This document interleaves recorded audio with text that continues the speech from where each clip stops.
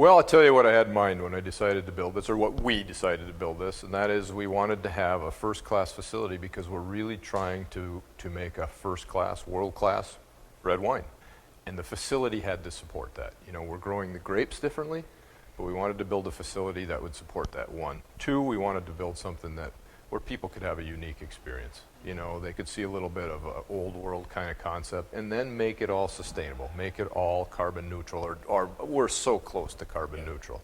I wanted to use a lot of things I'd been collecting basically all my life that I wanted to reuse because they were unique or cool or whatever. And we wanted to have a lot of stories around here. So there are a lot of stories involved. This stone behind me here came from the Upper Peninsula, Michigan, where my company put up some wind turbines, a wind farm.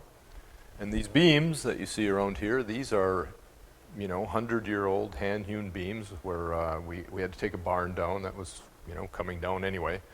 And I didn't want to haul it to the dump. In fact, all the wood in here, with minor exception, was either salvaged from barns, or all the ceiling there are these same ash trees that were just cut down when they were dying rather than dead, and milled. We milled it with a little portable saw I have. So all the wood in here came off Old Mission Peninsula, basically.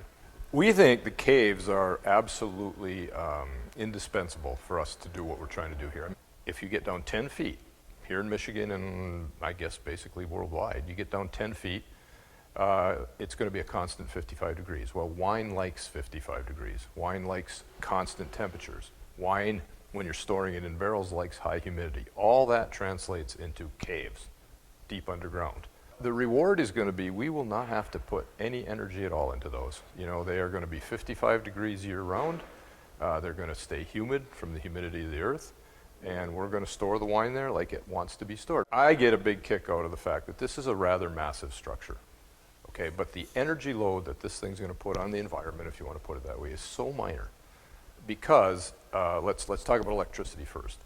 I mean, first of all, they're all LED lights. They're all very highly efficient lights. We're not going to use a lot of electricity. So we purchased the old Traverse City Light and Power windmill that they were going to scrap, put a fair amount of money into it, and we will be using that through a swap-out arrangement to power this. And we've done a match on that. That windmill will make plenty of electricity to run this whole shop.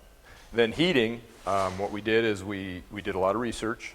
The Scandinavian countries are probably the best at this, and they have these high efficiency wood-burning stoves.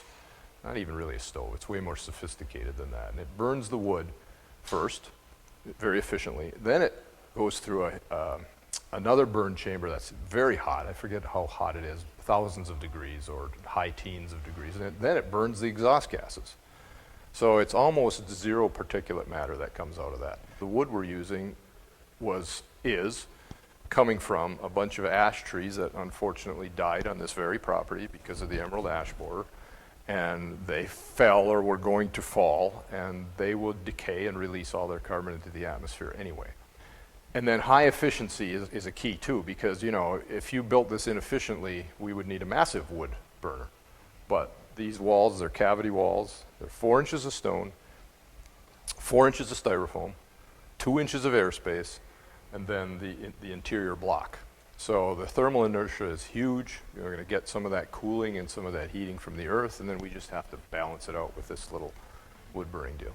The setting is beautiful. Come enjoy it, and we want to make sure that we provide that sort of welcome to people. You know, I mean, ultimately it's a failure. If people don't come out here and enjoy it, what's the point? So yeah, come on out, enjoy the experience, check out our stories, check out our wine.